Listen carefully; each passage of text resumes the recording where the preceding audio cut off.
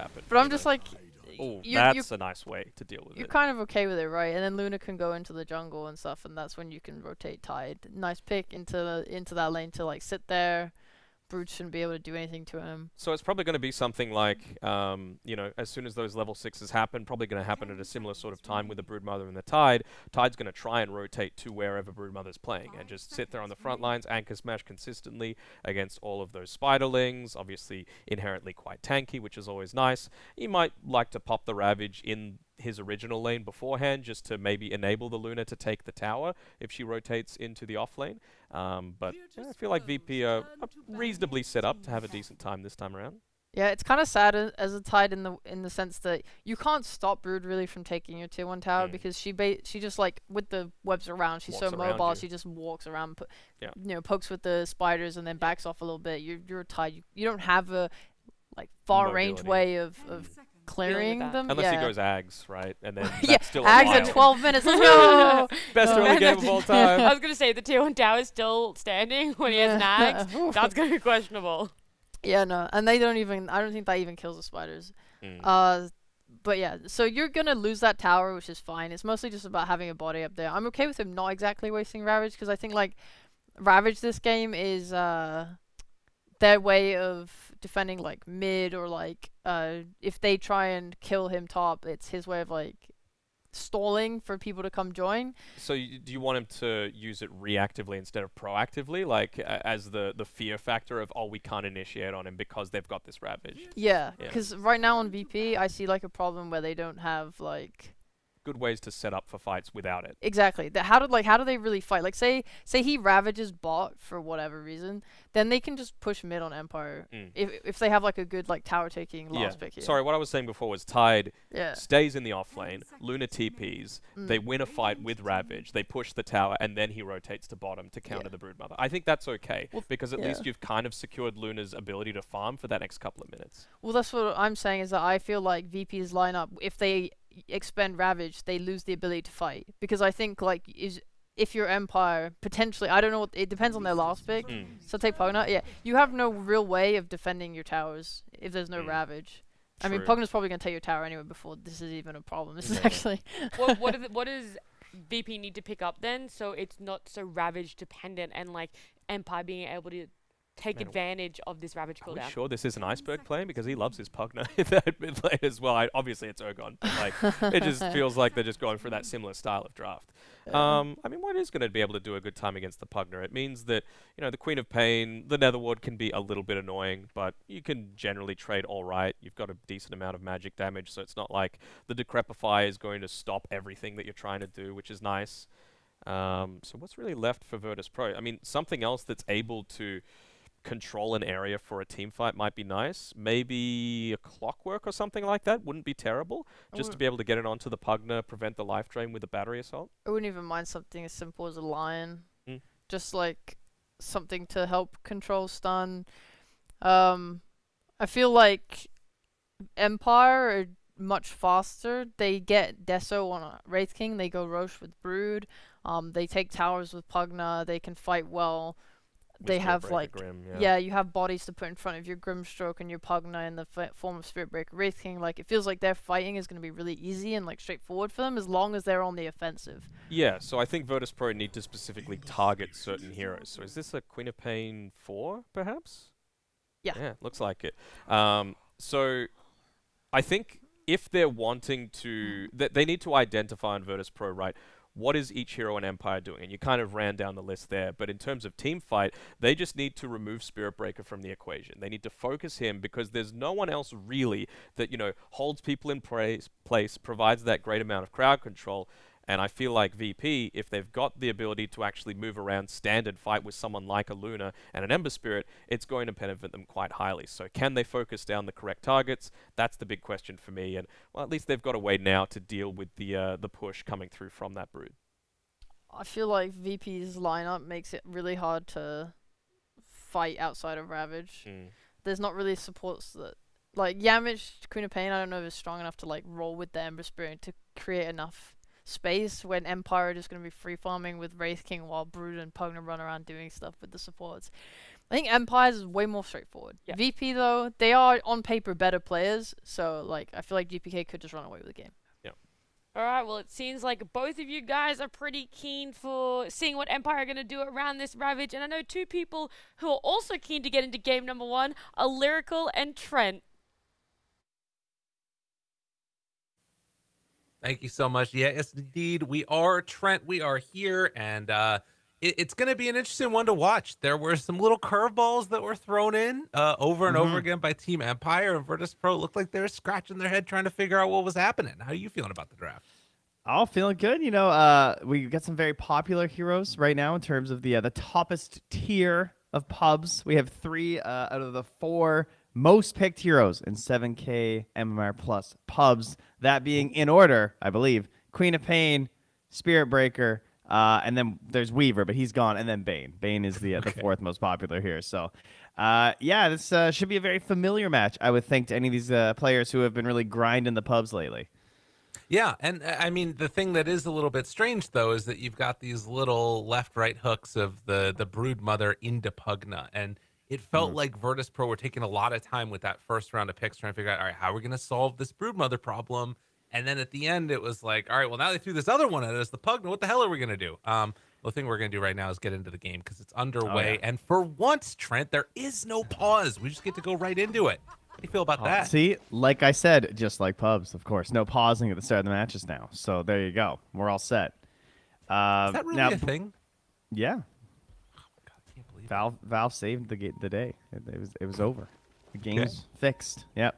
That was all our problems have actually been fixed by just removing that pause right at the start of pubs. Every one of them. I'm sure you've all heard, or most of you at least, that there was quite a bit of discussion about Brood Mother lately. Because of the ability to micro spiders being rather difficult. Because if you've ever played Brood Mother or some of the other heroes with summon units, occasionally they are grouped into separate groups when you spawn them. So like instead of being able to tab through every spider individually, you would tab between big spiders and small spiders, and big tree and small trees, those kind of things.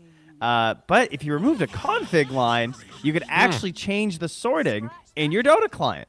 And so instead of tabbing poorly through big clumps, you could actually just tab into like individual groups or like and stuff like that. And so there was a like, is this allowed? Can you remove config lines? And then Valve were like, well, that should just be an option, because really it should be an option because it's interesting and cool. So I want to see some serious micro plays here from Ghostic, some spread around the map spiders. Well, that's the thing that's interesting, right? Is that it's not necessarily like a super hard micro point, right? And I think that's the thing that's interesting, is that like the ability to give better control over your whatever the little pieces are that you're using. To me, at least, that feels like it's something that should be good, as long as it's not too much. So as long as everybody has the same ability to do it, feels pretty good to me, at least. It should just increase the skill cap of the hero. Because you're removing a weird boundary of just like, you have to click the spider first and then send it somewhere, when instead you could just, tab, tab, tab and get back to playing Dota. Right, and, if that ends up being too strong, then you balance around that instead. Which, maybe this ends up meaning that Brood Mother is super broken. And, well, they're first facing it on Empire, so they kind of feel like it could be. That being said, I would hate to live in a world where Brood is too strong. No, come on. Every once in a while, I like seeing the Brood. Fair. Optimally, if we couldn't do that, you'd have to like position your camera so that your clump of spiders was next to your minimap, right? That would be the ideal play. And you'd be like, click, click, click, click, click, click. See, no one wants that. Now, here's the thing. Have you ever done the like key press takes you to a specific place on the map before? I used to have that. About? Yeah. That's the real next level play. I feel like some Nature's Prophet players might do that with like enemy ancients. That's a jabs play. I feel like you send a Treant over there to block out the ancients. This is a pretty good idea. See if Ghostic does it. I got one of those mice with like the 12 buttons. Maybe I could sacrifice a couple. You work on that. Yeah. Good. Clearly, I'm the person who's in need of that kind of a strategy. Very strong. Pugna mid, though, by the way, when's the last time we got to see this? At least personally for me, it's been quite a while. Maybe a couple have popped up that I've missed, but not a very popular hero. I did rather recently rewatch some of the Thompson games from TI of him playing Pugna. I think from it was either TI8 or TI9, or maybe a little bit of both. And man, that guy makes this hero look so cool, which is probably one of his more impressive feats in his career. Right, exactly. Because it definitely is not a very fun or cool hero. I just looked up real quickly what the number of picks were for TI11, and only 8 Pugna picks throughout the entire thing. So yeah, definitely something that's been a little bit lacking in the pro scene recently, but like to see it here. There's some cool parts to it, right? Like you're going up against this lineup that wants to hold their towers for a long time, and Aragon gonna be able to keep that pressure on with another blast early. Well, I've done some research myself, and it looks like this is probably the 5th Pugna picked across all regions. You clown, what are you doing? So take that. All right, sounds good. Now, who is the one hero who is completely unpicked or unbanned? Oh, actually, it's Meepo. only unpicked. Oh, wait, Meepo. sorry. Yeah, it is only unpicked. No, incorrect. Really? Wrong. Did somebody pick Meepo? Wow. Yeah. Now, I'll tell you what. This hero has actually been banned 6 times, and we were casting, I think, 2 games where it was banned, I think.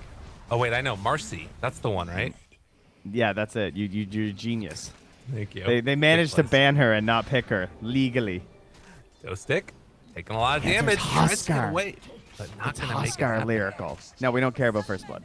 Okay, that's fair. I feel Yeah, like no I remember Huskar Huskar picks. getting banned a lot. Yeah. That's what I said. He's been banned Yeah. in some of ours. That's interesting. Yeah. But no picks. No one's willing to bring out that fiery, speared son of a gun. It's a little bit wild. Look at down bottom. Mitch is just keeping this pressure on. We had talked about if this was going to be the play that VP went for, of switching this Queen of Pain up to a position 4, or rather down to a position 4. Do you like that decision and putting the Ember mid? Yeah, that's a demotion. That's you're not getting moving up a rank here. You get set to position 4.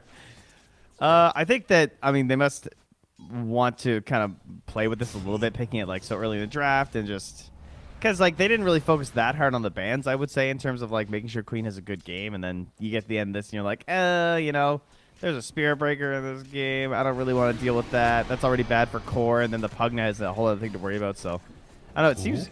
Oh my God, that was awesome. He actually I thought did for it. sure he was going to die first.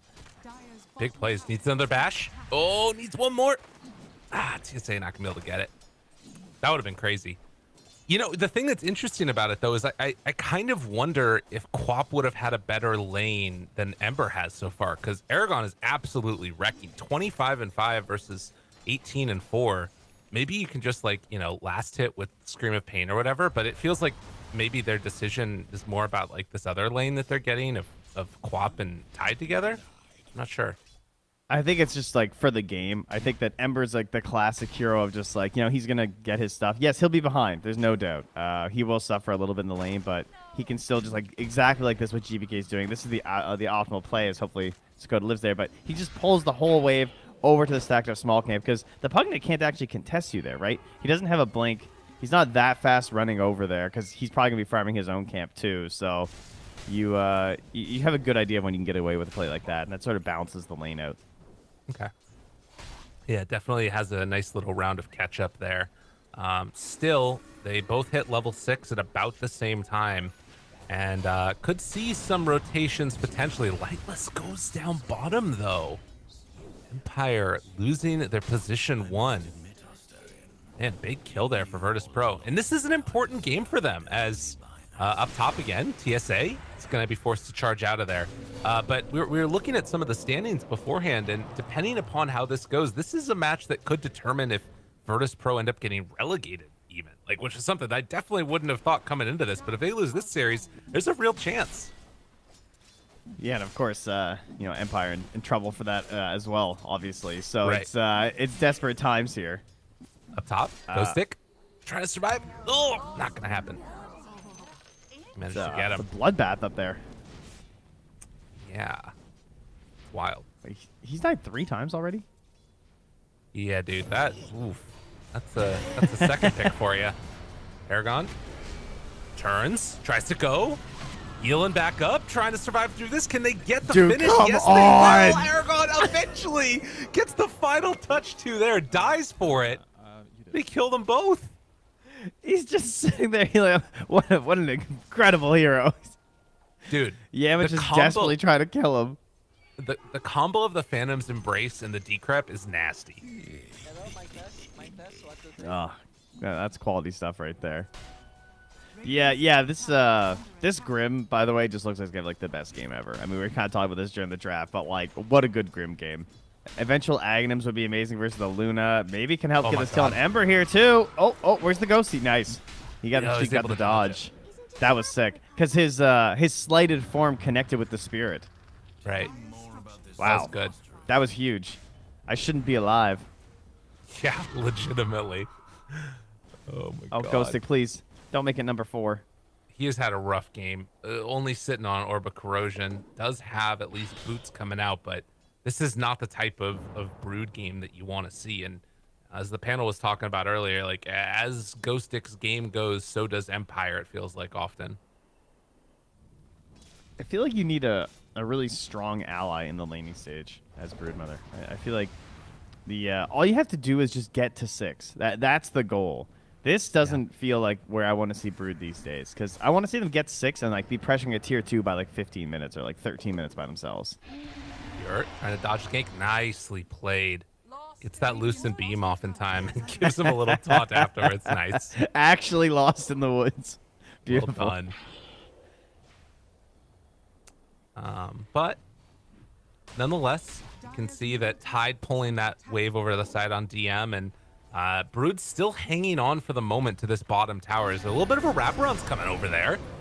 Looks for the jump, not going to be able to find anything, but they're still going to take this tower. Decrep and Illusion Rune, it'll be enough to tank through for him.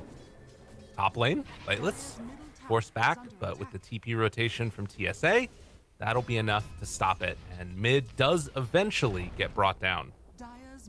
Yeah, that's of course your main concern with this matchup. I'm sure they knew. Like, there's no way they're gonna be able to save that. So just let it go. Yep. Damn, the JJ line getting dropped. Let's go. Yeah, they're good. Fans of his camera work, production abilities. Well, we're at 9 minutes in right now, and it looks like another tower is going to be assaulted up top. Empire making that move, and in the meantime, Pure, I think on this Luna is incredibly happy. Still top net worth in the game, has Mask of Madness done, was able to be blessed with a possessed mask. Like for Luna, this is all gravy. For now. Just a matter. Yeah, exactly. Stun up top, finds the Bane. He's just gone. What happens when they just take all your towers, though? I guess is the question, right? Yeah. Lightless is pointing out that this rotation is coming. How much do they want to commit, though? They're actually trying to catch GBK coming back like this, I think. Now, Aragon's just like, nah, we can keep pushing, I think. GBK forced to Remnant out of there. Like, he can do his fancy little play with the slight where he dodges the ghost, which he's done successfully several times, but in the end, he's still retreating. And now there's no pressure on Aragon. He's just going to get this tower. Yeah, there isn't an easy way to stop this. This Pugna has been such a clutch pick and goes for the Glimmer Cape as a super interesting answer here. That's actually so good. That's so annoying to play versus. I mean, I don't see any dust yet. Sentries are there for Dakota, and they get a grip off.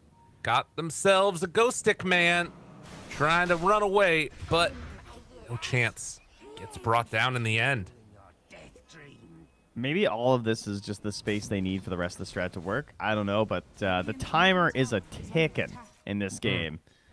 Like, you are down a core in Broodmother pretty much. You're getting a ton of map pressure everywhere by knocking down these towers with the Pugna, but I grow concerned for your overall game plan when I see this big Luna still on top. And perhaps even more important, the fact that Tide is also looking quite amazing this game, right? DM has just been running past the Brood, farming entire waves, very stacked up. He's more farmed than the Wraith King right now, and will have his blink at a very respectable time considering he has the hood.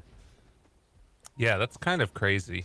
If DM gets off to that type of a start, like, and then you've also got Pure behind that's there for the damage afterwards. And look at this. Coda the whole time. He's ready. in position. Does eventually get caught by that decrep and will get brought down. But still breaking that big smoke rotation bottom, that keeps DM alive. Yeah, true. Much needed. You really don't want to have to pop a Ravage here with no true potential of a turnaround. Look at the spiders. Also, the spiders. Look at the spiders. They're out. They're moving. He's doing it. He's pressed the tab key. Dude, I love that. That's amazing. Look at him go. They're going everywhere. Are they going to block camps? Oh, please block camps. Dude, he's going to get there in time. He is. Yeah, he blocked the Ancients. He did. He is just like blindly running them into camps. This is pretty funny. He's like, wow. Finally, my plan comes together. Spawns for you. Oh, TSA. Oh, no. Oh, wait. He denied it with the go with the spider. What? Oh, my God. They were fighting over that bounty route. And he broke the TP, too. So GPK has to walk back out home. Pure's like, oh, guys, I'm going to farm. Oh, no. Oh, no. Not like this. Now a turn, though. And they will get their revenge. Damn, Pure gets the kill, too. Pure playing it kind of safe with the earlier BKB, too. Well, I guess he went Mask and Dragonlance. I feel like this is appropriate either way, just because the... like, they are going to be coming into you pretty early, obviously, but I do feel like they're still very strong comparison. So I feel like there's not... I don't know. There's not a lot of pressure on like the scaling of the Luna this game. You can just kind of chill out. You'll be fine heading to the late game if you get BKB early. Ori moves in, gets the stun onto 2. Good root afterwards from GPK. DM's moving in as well. They got to get out of here. Ravage is ready if they need it. Drop it for the kill onto Aragon and takes down TSA afterwards. They block the Ancients, but VP, they're coming for towers. This looks exactly like when we try cheese strats in pubs. Like your 5-man running mid and just like, no, you pick Abba. We're gonna 5-hero Roche. It's gonna be fine. Right. This is what those games look like. This feels very similar. The kill count isn't in your favor. You knock the towers down so fast. Everyone's just like, no, this is good. This is good. Well, where's their Luna? No, this is good. This is good. That's you. That's what you say. It's true. Yeah. But Trent. Except I think the last time we did that, we actually did win. So kudos. Well played. Empire might.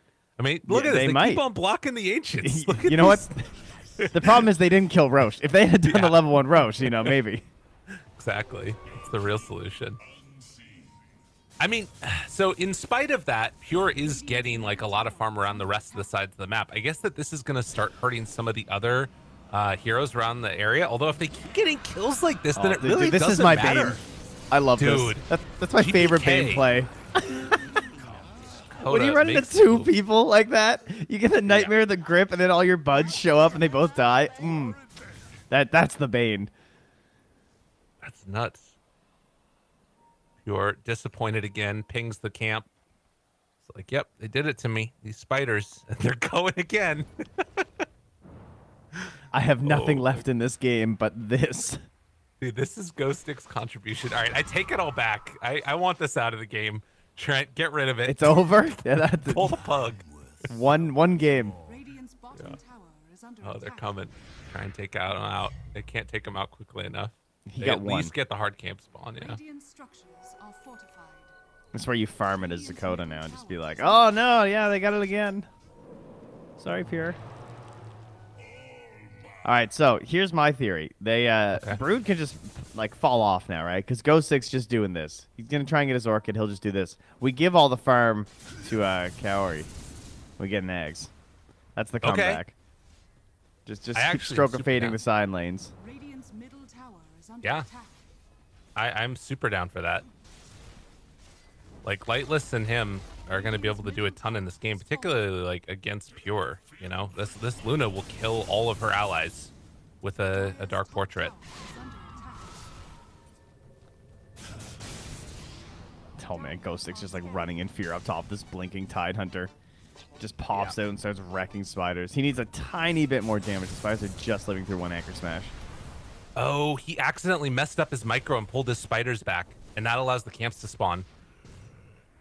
Oh, must have popped a control click there. It's probably when he was up top and he was running away from the tide. He wanted those spiders to leave. Yeah. Meanwhile, though, good break there. The ulti comes out in the end, and a disarm, but no ability to chase. And now, Virtus.pro coming to try and collapse on the rest of Empire. Spiders are going to count and scout out Coda and Pure. And that should give enough information for the rest of Empire to retreat away. Lightless. Getting some help here. DPK. And also finding Tide. DM slowed for a second. Does have Ravage. TSA dead. Nice pick off there.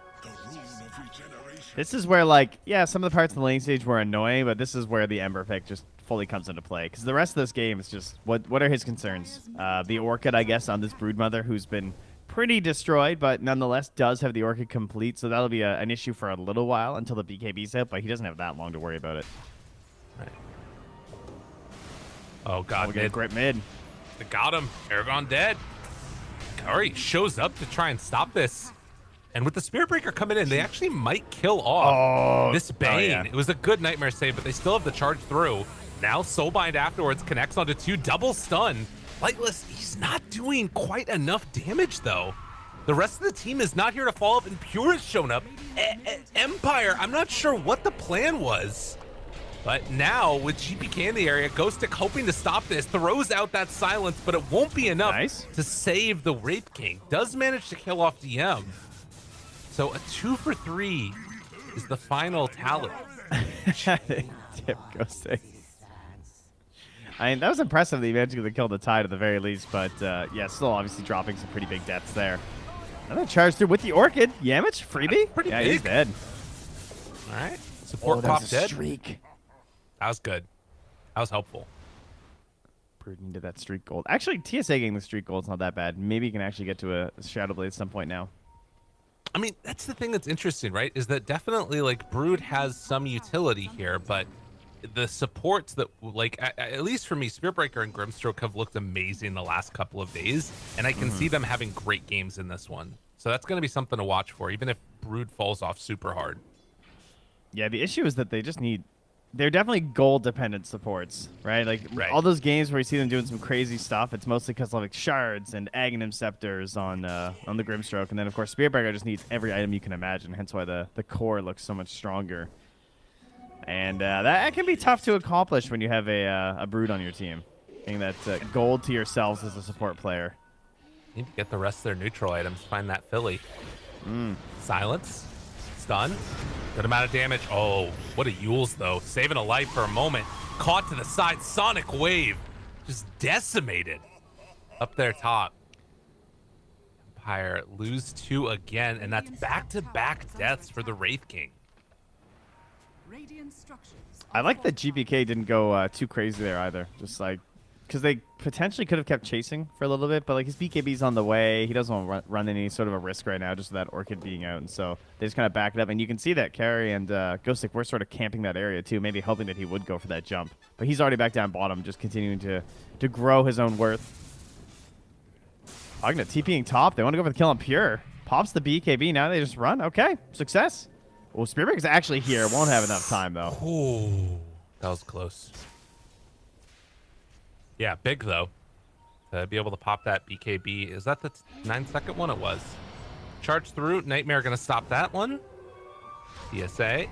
Still in the area. DM has Ravage available. You guys got to be careful. Silence is out there. The Ravage connects now onto 3. And looking for any more afterwards? Nope. Just going to take the Spirit Break to death on the chin. They just keep on running into him, and it's not really working that well. Oh, stun. GPK. Oh, the Nightmare's out, though. Wraith King doing nothing. They do kill off that Quap. Now, maybe looking for more. There's an opportunity here. There's no Luna nearby. Pure's heading bottom. Chase down. DM in some trouble. He's got Blink. Gets the Blink away in the stun. Oh, my God. Able to escape. That was so close. Yeah, they chased Grim up a high ground, kind of like a little bit too close, obviously. Get the Soulbind onto the Queen and the Tide, sort of secures her death there. And, well, big pressure to go into this Roche pit. They pretty much have to do this right now. This Roche is so fast and easy for Virtus.pro. And similarly, it's very quick for Empire, but obviously if a full fight breaks out, they're in trouble. But they see that Ravage is down. They feel like this is their moment to go for it. With the Spiders, DM wants to come back in. It's still some risky business with a Fiend's Grip being available. DM's just in. I don't think they can fight him. He still has ulti ready. Pure right on top of him. Gotta be careful. Getting healed back up. Aragon keeping him alive. Lightless ends up falling. And now Kaoriel's also gonna go down. And then they've got the grip after the fact. Why not? Oh no. Empire, not like this. They're gonna get chased down. An 11,000 gold lead as Virtus.pro claim another life here in TSA, who actually might manage to escape. But, you know, the bigger victory is going to be, of course, if they want to get in Roshan, and which almost cleans up there. Barely survives. Yeah, I respect going for the Roche there. There's a real chance you just sit back and lose this game. I mean, are they really going to kill this Luna twice? She's almost double your cores. Like, at least go for the Aegis. That's a more likely scenario to give you a victory than just, like, trying to run around the map and farm right now. Gotta make plays. If you're not moving, you're this far behind, odds are you're just waiting to lose, like you said. And Pure now gonna take out the stacked Ancients. Yikes. Manta, push all these waves and take over this map. That's the next level, right? This Broodmother stacking every camp. Right? Yeah, that's what we need. Kaori? Oh, Damage thought about jumping, but decides not to, and then decides going to. GPK's there as well. Finds the quick kill. Aragon. Ooh, buddy. That's close. Pure is not messing around, though. Pure is saying, I am going to hit buildings. Lightless? Oh, they know. Very nice. Yes. What is he doing? Just high-fiving, running in circles. He knows what's coming. He's trying to buy time till his ulti's back up, maybe? No. Just accepting his fate. I will have to rat him out here. He doesn't have the taunt. Could perhaps fix that for your next Wraith King game. Come on now. There's a prime opportunity here. True. Look at this absolute army of spiders that Ghost has as Kaori's just dying nearby this army of spiders. Go, army of spiders. Give the glaive something to travel on. Yes. Oh, the Manta. But is there a chance? Can they kill him twice? Dare we dream, Trent? Dare we dream? They got him once. Pure dead dies actually to the Nether Ward. Empire is all around him. Kaori has the Soulbind afterwards, so can't easily TP out even with that BKB. Now they connect onto two, but the Ravage comes out. DM says no. Triple kill for Pure. And yeah, they got him once, but couldn't get him twice. Aragon dies. One last tick there from the Shadow Strike. Oh, man, that hurts. So promising for but a moment there. I would say you probably have turned this tide to your advantage. Well, it wasn't really much of a turning of the tide, as it's sort of been going that way the entire game, pretty much. But Empire, they went for some cheese. I would say it was a little bit too moldy today, though. Too moldy, too old. You don't think it's too new? It's the switch up. I don't know if there's an easy word for that, though. Pugna hasn't been around for a while. It might be moldy. Okay, Brood also feeling a little moldy, you know? True. This isn't your, like, core Spirit Breaker. Oh, that's kind of cool. This is your, oh, it's a Brood again. Oh, look, they picked Pugna and pushed towers. That's moldy, bro. Fair. They got two of them, though. You can't take that away from them. Okay? That's true. The only two they got. But, yes, two nonetheless. Wow. A desperation smoke if ever I've seen one.